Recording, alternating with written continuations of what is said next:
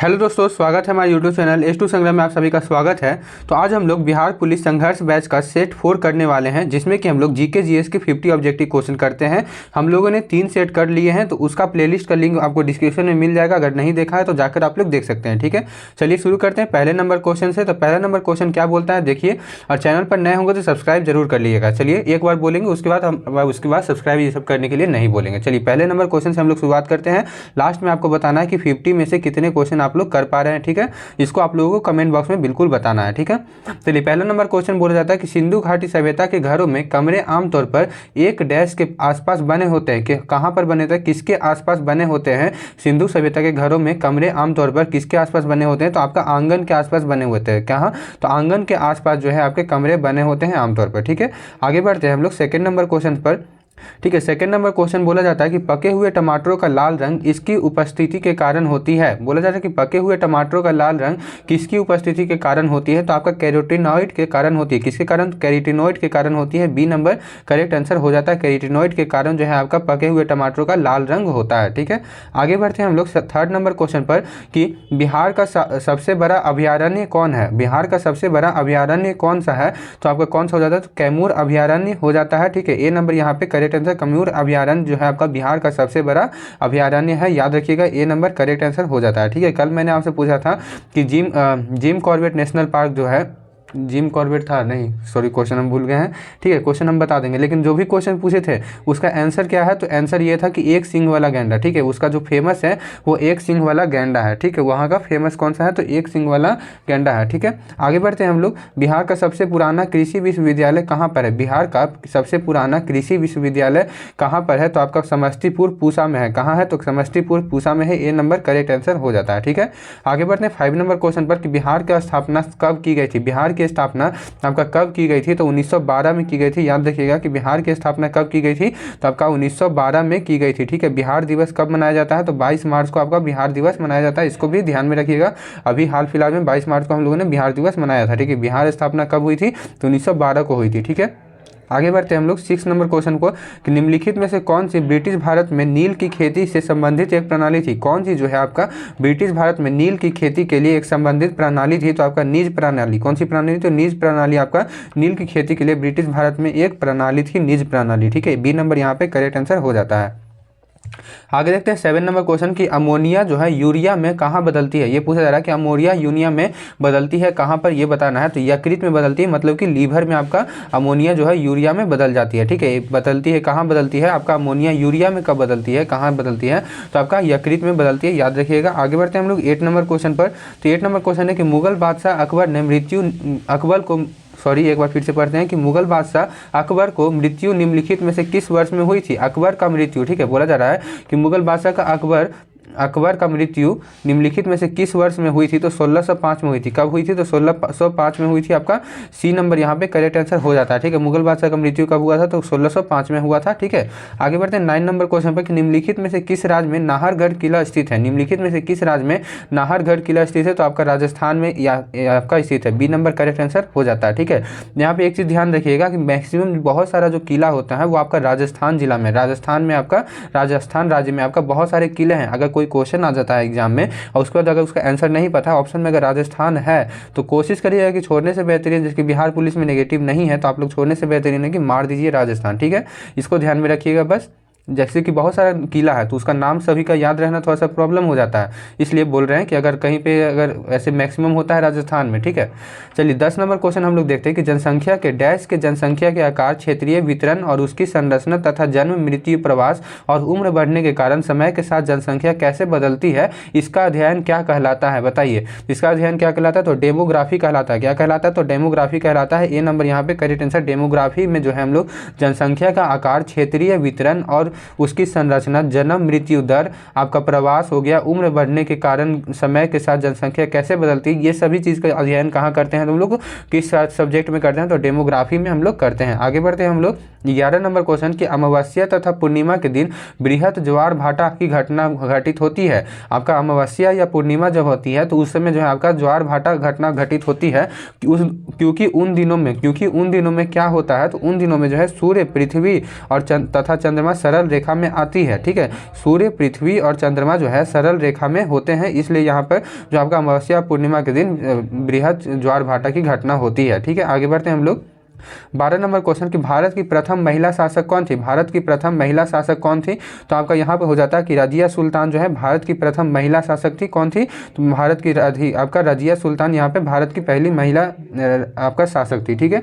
अगर पूछा जाए कि भारत की प्रथम जो है आपका राष्ट्रपति कौन थी, महिला राष्ट्रपति, ठीक है, तो प्रतिभा सिंह पाटिल थी, ठीक है, प्रतिभा देवी सिंह पाटिल थी हो जाएगा। अगर दूसरा पूछ देगा तो आपको यहाँ पे जो अभी प्रेजेंट में है जो है मुर्मू है, जो आप लोग सॉरी पूरा नाम नहीं याद आ रहा है अभी, ठीक है। मुर्मू जो है आपका पूरा नाम क्या था यार, भूल जाते हैं अचानक से, थोड़ा सा जैसे कि समय पे भूल जाते हैं, जैसे कि याद था अभी बोलने टाइम लेकिन अचानक भूल जाते हैं, ठीक है। चलिए 13 नंबर क्वेश्चन देखते हैं। आप लोग कमेंट बॉक्स में बता दिए कि हाँ सॉरी याद आ गया, द्रौपदी मुर्मू। सॉरी ऐसा मत समझिए कि सर को याद नहीं है, लेकिन देखिए द्रौपदी मुर्मू जो है आपका करेक्ट आंसर हो जाता है। दूसरी जो है अगर आपका ST कैटेगरी में जो अगर पूछ देगा तो कौन हो जाती है, तो द्रौपदी मुर्मू हो जाता है, ठीक है, पहला अगर पूछ दिया था, ठीक है। चलिए किस सिख गुरु ने स्वयं को सच्चा बादशाह कहा था। किस सिख गुरु ने स्वयं को सच्चा बादशाह कहा था, तो गुरु हरगोविंद ने कहा था। किसने, तो गुरु हरगोविंद ने कहा था। बी नंबर यहाँ पे करेक्ट आंसर हो जाता है, ठीक है। आगे बढ़ते हैं 14 नंबर क्वेश्चन कि भारत में किसके शासन के अंतर्गत खिलाफत आंदोलन का आरंभ हुआ था। किसके शासन के अंतर्गत खिलाफत आंदोलन का आरंभ हुआ था। आप लोग के साथ भी कभी कभी होता है जैसे कि सेट मार रहे होंगे और ये क्वेश्चन आप लोगों ने देखा है, अच्छा से पढ़ा है, लेकिन यहाँ पे क्या होता है कि भूल जाते हैं, एकदम पेट में रहता है लेकिन मुंह पे नहीं आ पाता है। ऐसा होता होगा ना आप लोग के साथ भी, सेम अभी यही हुआ मेरे साथ, ठीक है। तो यहाँ पे क्या हो जाता है, तो यहाँ पे लॉर्ड चेम्सफोर्ड करेक्ट आंसर यहाँ पर हो जाता है कि भारत में किसके शासन के अंतर्गत खिलाफत आंदोलन का आरंभ हुआ था, तो लॉर्ड चेम्सफोर्ड के शासनकाल के अंतर्गत, ठीक है। आगे बढ़ते हैं 15 नंबर क्वेश्चन पर कि हैली का धूमकेतु कितनी अवधि में एक बार दिखाई देता है। हैली का धूमकेतु कितने अवधि में एक बार दिखाई देता है, तो आपका 76 वर्ष में एक बार दिखाई देता है। कितने वर्ष में, तो 76 वर्ष में एक बार दिखाई देता है। सी नंबर यहाँ पे करेक्ट आंसर हो जाता है। 16 नंबर हम लोग देखते हैं भारत में नगर पालिका आयुक्त की नियुक्ति कौन करता है। बोला जा रहा है कि भारत में नगर पालिका आयुक्त की नियुक्ति कौन करता है, तो आपका राज्य सरकार करता है। कौन करता है, तो राज्य सरकार जो है आपका भारत में नगर पालिका की आयुक्त की नियुक्ति करता है, ठीक है। चलिए 17 नंबर क्वेश्चन है कि 1651 में मुगलों द्वारा बंगाल में किस स्थान पर ईस्ट इंडिया कंपनी को व्यापार करने और फैक्ट्री बनाने की अनुमति दी गई थी। बोला जा रहा है कि 1651 में मुगलों द्वारा जो है, एक मिनट, हाँ चलिए हाँ आ गया यहाँ पर कि 1651 में मुगलों द्वारा बंगाल में किस स्थान पर, तो आपका कहाँ पर, तो कासिम बाजार में जो है ईस्ट इंडिया कंपनी को, किसको, तो ईस्ट इंडिया कंपनी को व्यापार करने और फैक्ट्री बनाने की अनुमति दी गई थी। किसके द्वारा दी गई थी, तो मुगलों द्वारा दी गई थी आपका 1651 में बंगाल में आपका कासिम बाजार में, ठीक है, इसको ध्यान में रखिएगा। आगे बढ़ते हैं 18 नंबर क्वेश्चन में निम्नलिखित में से वह सागर कौन सा है जो भूबद्ध है, ठीक है। बोला जा रहा है कि कौन सा यहाँ पे कौन सा सागर जो है आपका भूबद्ध है। भूबद्ध मतलब समझते हैं आप लोग, तो भूबद्ध मतलब ये होता है कि अगर ये सागर है, यहाँ पे इसके चारों तरफ जो पृथ्वी होती है, मतलब कि स्थल हो गया, तो स्थल अगर यहाँ पर है तो यहाँ पे अगर सागर है तो इसी को हम लोग भूबद्ध बोलते हैं। जो चारों तरफ से स्थल से घिरा होता है उसी को भूबद्ध बोलते हैं। तो उसका नाम क्या है, तो अरल सागर है, ठीक है। निम्नलिखित में कौन सा आपका भूबद्ध आपका है, तो अरल सागर यहाँ पे करेक्ट आंसर हो जाता है। एक तरह से आप लोग झील भी इसको बोल सकते हैं, ठीक है। झील भी क्या होता है कि झील जो है चारों तरफ से आपका घिरा हुआ होता है स्थल से, ठीक है, बीच में पानी होता है, ठीक है। जो बड़े पैमाने पर झील होते हैं उसको अरल सागर बोला जाता है, ठीक है। अरल सागर मतलब इसका नाम है, अभी भूबद्ध जो हो जाएगा अरल सागर हो जाता है, ठीक है, यहाँ पे ऑप्शंस के अनुसार। चलिए 19 नंबर क्वेश्चन है कि शिव समुद्रम जलप्रपात किस नदी के मार्ग में पाया जाता है। शिव समुद्रम जलप्रपात किस नदी के मार्ग में पाया जाता है, तो आपका कावेरी नदी के मार्ग में पाया जाता है, ठीक है। सी नंबर यहाँ पे करेक्ट आंसर हो जाएगा, कावेरी नदी के मार्ग पर पाया जाता है। सी नंबर यहाँ पे करेक्ट आंसर हो जाता है, ठीक है। नागा अर्जुन जो है आपका जलप्रपात किस नदी पर है, इसको आपको कमेंट बॉक्स में बताना है। आपके पास यहाँ पे ऑप्शन भी दिया हुआ है, इन्हीं ऑप्शन में से होगा, ठीक है। ओहो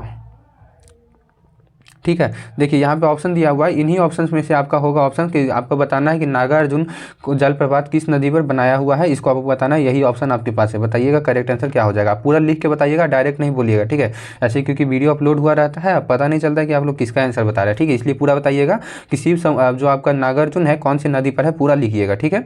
चलिए आगे बढ़ते हैं कि निम्न में से किस राज्य में पोलिश शरणार्थी परिवारों के लिए एक स्मारक स्तंभ स्थापित किया गया जिन्होंने द्वितीय विश्व युद्ध के दौरान भारत को अपना घर बना लिया था, तो कौन से राज्य में, तो आपका करेक्ट आंसर क्या हो जाता है यहाँ पर, तो आपका महाराष्ट्र में। कहा, तो महाराष्ट्र में ए नंबर यहाँ पे करेक्ट आंसर हो जाता है, ठीक है। कौन लोग बनाए थे, तो पोलिश शरणार्थी परिवारों के लिए स्मारक स्तंभ स्थापित किया गया जिन्होंने द्वितीय विश्व युद्ध के दौरान भारत को अपना घर बना लिया था, तो महाराष्ट्र में यहाँ पे ए नंबर करेक्ट आंसर हो जाता है। आगे बढ़ते हैं हम लोग चलिए 21 नंबर क्वेश्चन होगी, पश्चिमी घाट और पूर्वी घाट दक्षिण भारत के निम्नलिखित में से किस स्थान पर मिलती है। जो पश्चिमी घाट है ये ऐसे अगर भारत है तो यहाँ पे पश्चिमी घाट, इधर पूर्वी घाट आपका, ठीक है। तो इधर ये आपका हो जाएगा पश्चिमी घाट, इधर पूर्वी घाट, ये दोनों एक जगह पर मिलती है। ये तो ऐसे लगातार नहीं होता, लेकिन पश्चिमी घाट आपका जो है पूरा लगातार होता है, लेकिन ये छोड़ छोड़ के बीच में होता है, ठीक है। तो ये जो जहाँ पर मिलती है तो उसको क्या कहते हैं, तो उसको नीलगिरी की पहाड़ी कहते हैं, ठीक है। नीलगिरी की पहाड़ी करते हैं, सी नंबर यहाँ पे करेक्ट आंसर हो जाता है। आगे बढ़ते हैं 22 नंबर की, सुल्लू राजवंश की स्थापना किसने की थी। सुल्लू राजवंश की स्थापना किसने की थी, तो नरसिंहा ने की थी। किसने की थी, नरसिंहा ने की थी, बी नंबर यहाँ पे करेक्ट आंसर हो जाता है, ठीक है।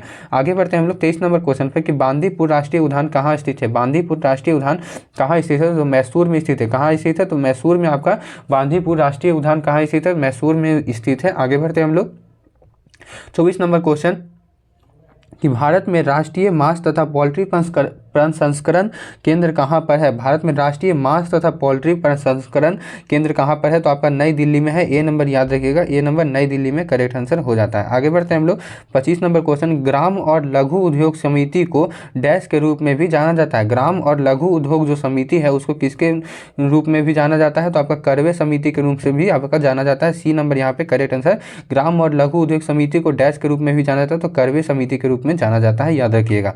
आगे बढ़ते हैं हम लोग कि 26 नंबर के भारतीय संविधान के किस अनुच्छेद में उपराष्ट्रपति को हटाने की प्रक्रिया दी हुई है। कौन सा अनुच्छेद में उपराष्ट्रपति को हटाने की आपका प्रक्रिया दी हुई है, तो अनुच्छेद 67 में। अनुच्छेद 67 में ए नंबर यहाँ पे करेक्ट आंसर हो जाता है।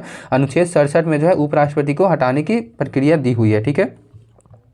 आगे बढ़ते हैं, इससे रिलेटेड एक और क्वेश्चन आपको यहीं पर आने वाला है, तो उसको भी देखिएगा, ध्यान दीजिएगा, ठीक है। कि बलवंत राय मेहता कमेटी ने सुझाव दिया था कि पंचायती राज की संरचना का स्तर होना चाहिए। क्या होना चाहिए आपका, कि बलवंत राय मेहता कमेटी ने सुझाव दिया था कि पंचायती राज की संरचना का स्तर क्या होना चाहिए, तो ग्राम, ब्लॉक और जिला होना चाहिए। पहले ग्राम होना चाहिए, ब्लॉक होना चाहिए और जिला होना चाहिए। ये आपका जो है बलवंत राय मेहता कमेटी ने सुझाव दिया था पंचायती राज की संरचना के लिए, ठीक है। तो क्या हो जाता है, ग्राम, ब्लॉक और जिला, ए नंबर करेक्ट आंसर हो जाता है। आगे बढ़ते हैं 28 नंबर क्वेश्चन पर कि भारत की नदियों को जोड़ने वाली पहली योजना पट्टी सीमा लिफ्ट इरिगेशन परियोजना। कौन सा, तो पट्टी सीमा लिफ्ट इरिगेशन परियोजना जोड़ती है। कौन सी नदियों को जोड़ती है, जो भारत में नदियों को जोड़ने वाली परियोजना जो है, पहली परियोजना कौन सी है, तो याद रखिएगा, ऐसे भी पूछ देगा भारत की नदियों को जोड़ने वाली पहली परियोजना कौन सी है, तो आपका पट्टी सीमा लिफ्ट इरिगेशन परियोजना। पट्टी सीमा लिफ्ट इरिगेशन परियोजना कौन कौन सी नदियों को जोड़ती है, तो आपका गोदावरी नदी और कृष्णा नदी को जोड़ती है। ए नंबर यहाँ पर करेक्ट आंसर हो जाता है, गोदावरी नदी से कृष्णा नदी को जोड़ती है। आगे बढ़ते हैं हम लोग 28 के बाद 29 नंबर क्वेश्चन, निम्न में से कौन सा राष्ट्र या राजशाही प्रथम विश्व युद्ध में केंद्रीय शक्तियों नामक गठबंधन का एक हिस्सा था। निम्न में से कौन सा राष्ट्र या राजशाही जो है प्रथम विश्व युद्ध में केंद्रीय शक्तियों सेंट्रल पावर्स नामक गठबंधन का एक हिस्सा था, तो आपका ऑस्ट्रिया और हंगरी, ठीक है। ऑस्ट्रिया हंगरी, बी नंबर यहाँ पे करेक्ट आंसर हो जाता है, ठीक है। आगे बढ़ते हैं हम लोग 29 के बाद 30 नंबर क्वेश्चन कि नर पुष्प और स्त्री पुष्प दोनों को जन्म देने वाला पादप कहलाता है। इस नर पुष्प और स्त्री पुष्प दोनों को जन्म देने वाला पादप क्या कहलाता है, तो द्विलिंगी कहलाता है, उभयलिंगी भी बोल सकते हैं, ठीक है। द्विलिंगी भी बोल सकते हैं, उभयलिंगी भी बोल सकते हैं, तो ए नंबर यहाँ पे करेक्ट आंसर हो जाता है, ठीक है। आगे बढ़ते हैं, देखिए आप लोग को जो है ना यहाँ पे बायो को पढ़ना बहुत जरूरी है, ठीक है। बायो से बहुत आपका क्वेश्चन बनता है, और बायो से जो इस तरीके का क्वेश्चन रहता है जो कि याद नहीं रहता, जैसे कि आप लोग जो हो गया फिजिक्स देख लिए, आप लोग केमिस्ट्री देख लिए, वो सब थोड़ा बहुत आप लोग मार सकते हैं, अंदाजा से ही आप लोग कर सकते हैं। लेकिन बायो में जैसे कि आप देखिए, इसका अगर आंसर जिसको नहीं पता होगा, जैसे बहुत सारे बच्चे होंगे जिनको नहीं पता होगा इसका आंसर, तो आप लोग यहाँ पे समझ ही नहीं पाइएगा कि स्त्री पुष्प दोनों को जन्म देते हैं, नर पुष्प को भी, तो कौन सा मार सकते हैं, उभयलिंगा श्रेय भी हो सकता है, द्विलिंगा लिंग भी हो सकता है। तो इसको आप लोग को बायो को पढ़ना बहुत जरूरी है, ठीक है। तो यहाँ पे ए नंबर करेक्ट आंसर, बायो पे ज़्यादा ध्यान देना है, ठीक है। आगे बढ़ते हैं हम लोग 31 नंबर क्वेश्चन कि निम्नलिखित में से कौन सा भारतीय राजा भारत के नेपोलियन के रूप में जाना जाता है। भारत में कौन सा भारतीय राजा भारत के नेपोलियन के रूप में जाना जाता है, तो यहाँ पे बताइएगा करेक्ट आंसर कौन सा हो जाता है 31 का, ये हो जाता है समुद्रगुप्त, यहाँ पे करेक्ट आंसर हो जाता है समुद्रगुप्त, सी नंबर यहाँ पे करेक्ट आंसर। अच्छा, एक मैं आपसे पूछना चाहता हूँ क्वेश्चन, जैसे कि लूसेंट का किताब आप लोग जानते होंगे, लूसेंट जानते हैं, एक स्पीडी जानते हैं ना, बुक स्पीडी का 2 बुक आता है, एक आपका जीके का आता है और एक आपका जो है यहाँ साइंस का आता है, ठीक है। तो जैसे कि मैं अगर यहाँ पे आपको होमवर्क के रूप में दूंगा, जैसे कि ऑफलाइन तरीके से समझिए कि होमवर्क के रूप में देंगे कि बोलेंगे कि पेज नंबर 1 आपको याद रखना है लूसेंट का, जैसे कि भूगोल का हो गया, हिस्ट्री का हो गया, आपका पेज नंबर 1 याद रखना है, स्पीडी का उसी तरह से मैं बता दूंगा कि पेज नंबर 1 और 2 आपको याद करके आना है। और अगले दिन मैं जो है आपका यहाँ पर क्वेश्चन बना के लाऊंगा लूसेंट के पेज नंबर 1 से और SPD के पेज नंबर 1 से एक बार में 50 मतलब जितने भी क्वेश्चन बनते हैं उतने क्वेश्चन मैं आपको बना के लाऊंगा और इसी तरह से ऑब्जेक्टिव कराऊंगा। तो आप लोग ऐसा चाहते हैं तो आप लोग कमेंट बॉक्स में बताइएगा। बिल्कुल इस तरह से क्या होगा ना आपको कि लूसेंट पूरा कंप्लीट भी हो जाएगा और पता चलेगा आपको कि आपको क्वेश्चंस याद हो रहे हैं कि नहीं हो रहे हैं, इसको आप लोगों को पता भी चलेगा। तो इसको आप लोग कमेंट बॉक्स में बताइएगा, बहुत आपको हेल्पफुल होने वाला है। आप लोग बोलिएगा तो मैं जरूर कर दूंगा, आप लोग भी बस कमेंट करके बताना है आप लोगों को, ठीक है। तो यहाँ पे कौन सा हो जाता है कि निम्नलिखित में से कौन सा भारतीय राजा भारत के नेपोलियन के रूप में जाना जाता है। बहुत ईजी क्वेश्चन, समुद्रगुप्त हो जाता है, ठीक है। समुद्रगुप्त जो है आपका जो है नेपोलियन के रूप में जाना था। भारत का नेपोलियन के रूप में किसे जाना जाता है, तो समुद्रगुप्त को जाना जाता है। जो मैंने अभी पूछा उसको आप लोगों को कमेंट बॉक्स में जरूर बताइएगा, ठीक है। चलिए 32 नंबर क्वेश्चन है कि भारत के स्वतंत्रता संघर्ष में निम्नलिखित घटनाओं का अवलोकन करें। भारत के स्वतंत्रता संघर्ष में निम्नलिखित घटनाओं का अवलोकन करें। तो पहले यहाँ पर क्या हुआ था, चौरी चौरा कांड आया था, हुआ था पहले, या मेंटी मॉडले सुधार, या दांडी मार्च, या फिर मॉन्टेग्यू चेम्सफोर्ड सुधार हुआ था, कौन सा पहले हुआ था। तो देखिए यहाँ पे हम बताते हैं आप लोगों को चौरी चौरा कांड आपका कब हुआ था, ठीक है। चौरी चौरा कांड आपका कब हुआ था, तो 1922 में हुआ था। कब हुआ था, तो 1922 में आपका चौरी चौरा कांड हुआ था। आपका यहाँ पर आ जाता है मिंटो मॉडले सुधार। मिंटो मॉडले सुधार आपका कब हुआ था, तो 1909 में हुआ था। कब हुआ था, तो 1909 में आया था, ठीक है। और दांडी मार्च कब हुआ था, तो 1930 में हुआ था। कब हुआ था, तो 1930 में हुआ था। और ये आपका हो जाता है मॉन्टेग्यू चेम्सफोर्ड सुधार। मॉन्टेग्यू चेम्सफोर्ड सुधार जो है आपका 1919 में हुआ था, ठीक है। कब हुआ था, तो 1919 में। तो बताइए आप अपने हिसाब से बताइए कौन सा करेक्ट आंसर हो जाएगा। तो पहला नंबर पे क्या हो जाएगा, तो बताइए पहले नंबर पे क्या हो जाएगा, तो 2 नंबर होगा। तो 2 हो जाएगा, पहले 2 होगा, फिर उसके बाद क्या लिखेंगे, तो हम लोग 4 लिखेंगे, फिर क्या लिखेंगे, तो 1 लिखेंगे, फिर क्या लिखेंगे, 3 लिखेंगे। तो कौन सा ऑप्शन है, तो 2 4 1 3 बी नंबर यहाँ पे करेक्ट आंसर हो जाता है 2 4 1 3 ये वाला। तो पहले क्या आता है आपका, तो मॉन्टी मॉडले सुधार, फिर मॉन्टेग्यू चेम्सफोर्ड सुधार, फिर आपका आ जाता है चौरी चौरा कांड, फिर दांडी मार्च। सभी का डेट भी मैंने आपको बता दिया है। आगे बढ़ते हैं हम लोग 33 नंबर क्वेश्चन पर कि वह ग्रह जो दक्षिणावर्त घूर्णन करता है उसको क्या कहते हैं। वह ग्रह जो दक्षिणावर्त घूर्णन करता है उसको क्या कहते हैं, तो उसको हम लोग क्या कहते हैं, तो शुक्र कहते हैं। बी नंबर यहाँ पे करेक्ट आंसर हो जाता है कि शुक्र को जो हम लोग जो है दक्षिणावर्त घूर्णन करते हैं, ठीक है। तो और एक याद रखिएगा कि जैसे कि 4 ग्रह इधर होते हैं, ठीक है, आंतरिक ग्रह 4 हैं और बाह्य ग्रह भी 4 हैं। तो ठीक है, यहाँ पे देखिए शुरू से इधर से दूसरा नंबर वाला और इधर से आपका इधर से जो है आपका दूसरा नंबर वाला, ये इसको क्या कहते हैं, तो अरुण बोलते हैं, ठीक है। अरुण ग्रह और शुक्र ग्रह दोनों जो है दक्षिणावर्त घूर्णन करते हैं, ठीक है। दोनों 2 नंबर वाला, ठीक है, दोनों 2 नंबर वाला दक्षिणावर्त घूर्णन करता है, ठीक है। इसका कौन सा हो जाता है, तो शुक्र हो जाएगा। अगर यहाँ पे शुक्र हटा के अगर अरुण दे देता है तो अरुण यहाँ पे करेक्ट आंसर हो जाएगा, ठीक है। चलिए आगे बढ़ते हैं हम लोग 34 नंबर क्वेश्चन पर कि निम्नलिखित में से कौन सा कथन सही नहीं है। निम्नलिखित में से कौन सा कथन यहाँ पर सही नहीं है, यह बताना है आपको। तो बोला जा रहा है कि भारत का सबसे बड़ा बौद्ध मठ असम में है, यही आपका गलत हो जाता है, ठीक है। भारत में सबसे बड़ा बौद्ध मठ असम में है, ये गलत है। बाकी पढ़ लेते हैं कि कौन्यक भाषा नागालैंड में बोली जाती है, बिल्कुल सही है। नदी द्वीप माजुली असम में है, सही है। 2011 की जनगणना के अनुसार भारतीय संघ का सबसे कम जनसंख्या वाला राज्य कौन सा है, तो सिक्किम है, ये भी आपका सही है, ठीक है। ये तीनों सही है, लेकिन यहाँ पे आपको बोला है कौन सा कथन सही नहीं है, तो आपका ये वाला कथन सही नहीं कि भारत का सबसे बड़ा बौद्ध मठ असम में है। असम में नहीं है, सबसे बड़ा बौद्ध मठ कहाँ है, तो आपका अरुणाचल प्रदेश में है। कहाँ है, तो अरुणाचल प्रदेश में आपका सबसे बड़ा बौद्ध मठ है, जिसका नाम क्या है, तो तवांग मठ है। क्या नाम है, तो तवांग मठ उसका सबसे बड़ा नाम है। सॉरी, यहाँ पे देखिए बौद्ध मठ जो है आपका भारत का सबसे बड़ा बौद्ध मठ आपका तवांग मठ है, जो कि अरुणाचल प्रदेश में है। और दूसरा ये बात आप लोग याद रखिएगा कि ये जो है विश्व का दूसरा सबसे बड़ा मठ है, ठीक है। विश्व का दूसरा सबसे बड़ा मठ अगर पूछेगा तो आपका जो है कौन सा हो जाएगा, तो तवांग मठ हो जाता है। कहाँ है, तो भारत में। इसको भी याद रखिएगा कि पहला आपका तवांग आपका मठ कौन सा है, पहला आपका सबसे बड़ा मठ कौन सा हो जाता है, तो लहासा के पोतरा महल। कौन सा, तो लहासा के पोतरा महल आपका सबसे बड़ा मठ हो जाता है, ठीक है। यहाँ पे 34 का ए नंबर याद रखिएगा, सभी पॉइंट्स में आने हैं, आपको यहाँ पे बता दिया है। चलिए 35 नंबर क्वेश्चन है कि वनस्पति जगत के गैर हरित विश्व में पोषित पौधे कौन से होते हैं। वनस्पति जगत के गैर हरित विश्व में पोषित पौधे कौन से होते हैं, तो आपका फंजाई होते हैं। कौन से होते हैं, तो फंजाई होते हैं। डी नंबर यहाँ पे करेक्ट आंसर हो जाता है, ठीक है। आगे बढ़ते हैं 36 नंबर क्वेश्चन कि मॉन्टेग्यू चेम्सफोर्ड रिपोर्ट। अभी देखिए ये क्वेश्चन मैंने अभी आपको डेट बता दिया था, ठीक है। तो आपको यहाँ पे कमेंट बॉक्स में बताना, इसको बताइए मॉन्टेग्यू चेम्सफोर्ड रिपोर्ट किसका आधार तैयार किया है, किसका आधार तैयार किया, तो आपका the government of India act 1919 हो जाता है, करेक्ट आंसर हो जाता है, ठीक है। आगे बढ़ते हैं हम लोग 36 के बाद 37 नंबर कि निम्नलिखित 4 वेदों में से कौन सा वेद तैतरैया एवं वाजस्नेयी में विभक्त है, ठीक है। कौन सा वेद जो है आपका तैतरैया और वाजस्नेयी में विभक्त है, तो आपका करेक्ट आंसर क्या है, यहाँ पे हो जाता है यजुर्वेद। कौन सा, तो आपका यजुर्वेद बी नंबर यहाँ पे करेक्ट आंसर हो जाता है, ठीक है। 37 का बी नंबर।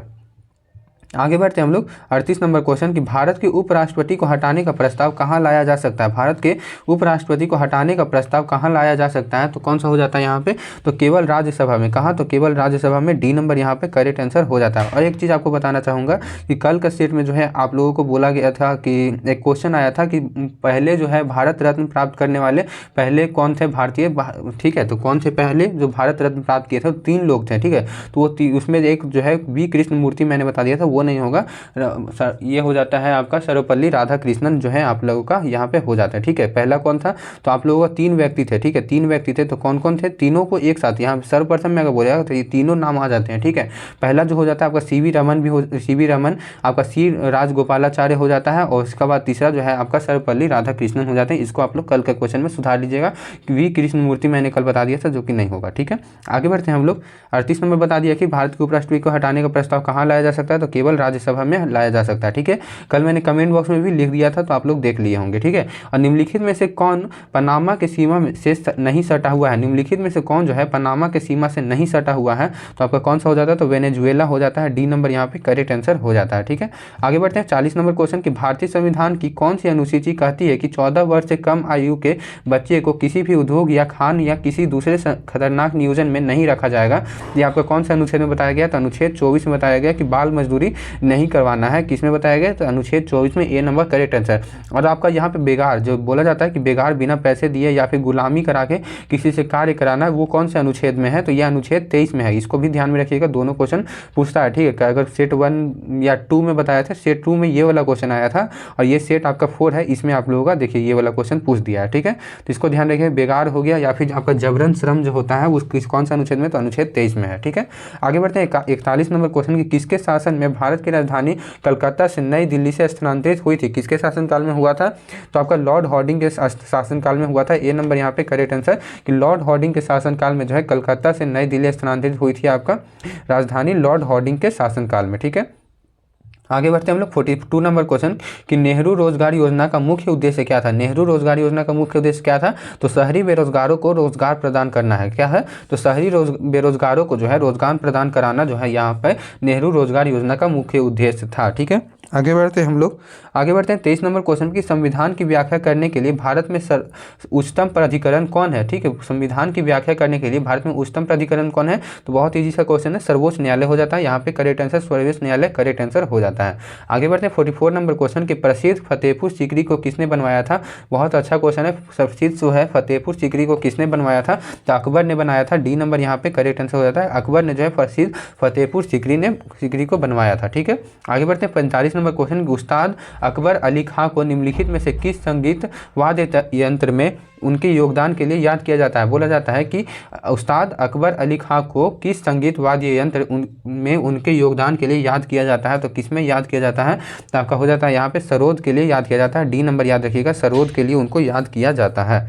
आगे बढ़ते हैं हम लोग 46 नंबर क्वेश्चन पर कि बिहार में बड़े पैमाने पर उत्खनन कार्य करवाने वाले तथा कोई प्राचीन स्थलों की खोज करने वाले पुरातात्विकवेत्ता कौन थे, ठीक है। पुरातात्विकवेत्ता कौन थे, तो यहाँ पे बताइए करेक्ट आंसर कौन सा हो जाता है, तो ये अलेक्जेंडर कनिंघम थे। कौन थे, तो अलेक्जेंडर कनिंघम, डी नंबर यहाँ पे करेक्ट आंसर हो जाता है। आगे बढ़ते हैं हम लोग 47 नंबर क्वेश्चन पर कि बिहार के तुगलक काल के सर्वाधिक महत्वपूर्ण प्रशासक मलिक इब्राहिम या मलिक बयां का मकबरा कहाँ है। बोला जाए कि बिहार के तुगलक काल के सर्वाधिक महत्वपूर्ण प्रशासक मलिक इब्राहिम या मलिक बयां का मकबरा कहाँ पर है, तो आपका बिहार शरीफ में। कहाँ है, तो बिहार शरीफ में है। बी नंबर करेक्ट आंसर हो जाता है, ठीक है।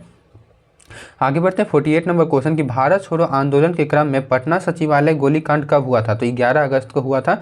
बी नंबर सही जवाब हो जाता है कि 11 अगस्त को जो है आपका भारत छोड़ो आंदोलन के क्रम में पटना सचिवालय गोलीकांड कब हुआ था, तो 11 अगस्त को हुआ था। आगे बढ़ते हैं हम लोग 49 नंबर क्वेश्चन पर कि पटना भवानी मंदिर की स्थापना किसने की थी। पटना भवानी मंदिर की स्थापना किसने की थी, तो भूपेंद्र नाथ दत्त ने की थी। किसने की थी, तो भूपेंद्र नाथ दत्त ने की थी। सी नंबर यहाँ पे करेक्ट आंसर हो जाता है। 50 नंबर क्वेश्चन देखते हैं कि मंजूषा चित्र शैली किस क्षेत्र में लोकप्रिय थी? मंजूषा चित्र शैली जो है आपका कि आपका इसको लोकप्रिय थी। ये भी क्वेश्चन याद रखिए कि पटना का जो महावीर मंदिर है उसका संस्थापक कौन किए थे, इसको आप लोगों को देख लेना है गूगल पे सर्च करके कि कौन किए थे। इसको थोड़ा सा नाम नहीं याद है, ठीक है, नाम तो ईजी सा नाम है लेकिन थोड़ा सा ध्यान में नहीं है इसको। लेकिन ये क्वेश्चन आपका इस बार क्योंकि आ सकता है क्योंकि उनका जो है इस बार देहांत हुआ है, तो ये क्वेश्चन आपसे पूछ सकता है कि जो है महावीर मंदिर का स्थापना कब हुआ था, किसके द्वारा कराया गया था, ठीक है, और वो कौन से पदवी पर थे। तो इतना तो शायद पता है कि आईपीएस थे, ठीक है, आईपीएस थे या फिर आईएएस होंगे। एक बार आप लोग जरूर इसको देख लीजिएगा मेरे कहने पर। एक बार आप लोग अभी जैसे कि वीडियो खत्म होने वाला है तो आप लोगों को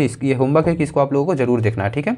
और मंजूषा चित्र शैली किस क्षेत्र में लोकप्रिय थी, बताइए कौन सा क्षेत्र में आपका लोकप्रिय थी? तो अंग में आपका यहाँ पर लोकप्रिय थी, ठीक है, 50 का बी नंबर हो जाता है कि अंग में यहाँ पे लोकप्रिय थी। मंजूषा चित्र शैली किस क्षेत्र में लोकप्रिय थे? तो अंग में आपका लोकप्रिय थी। आगे बढ़ते हैं हम लोग 50 के बाद 51 नंबर क्वेश्चन, निम्नलिखित में से गलत चोरी की पहचान कीजिए। इसको आपको होमवर्क में बताना है, ठीक है, इसको आप लोग को होमवर्क में बताना है कि गलत चोरी की पहचान कीजिए। ऑप्शन है कि नालंदा गिरिधकुट पर्वत, पश्चिमी चंपारण सोमेश्वर की पहाड़ी, मुंगेर जो हो जाता है खड़गपुर की पहाड़ी, और भागलपुर जो है मंदार पर्वत। कौन सा यहाँ पे गलत युग्म है, इसको आप लोग गलत जोड़ा है, इसको आपको कमेंट बॉक्स में बताना है 51 का करेक्ट आंसर कौन सा है। तो यहाँ पे हम लोग 50 क्वेश्चन कर लिए हैं और जो जो चीज़ें बोले हैं वीडियो में उसको आप लोग ध्यान में जरूर रखिएगा, ठीक है। चलिए मिलते हैं नेक्स्ट क्लास में। और अभी जो महावीर मंदिर वाला बोला उसको जरूर अभी तुरंत जाके देखना है, ठीक है।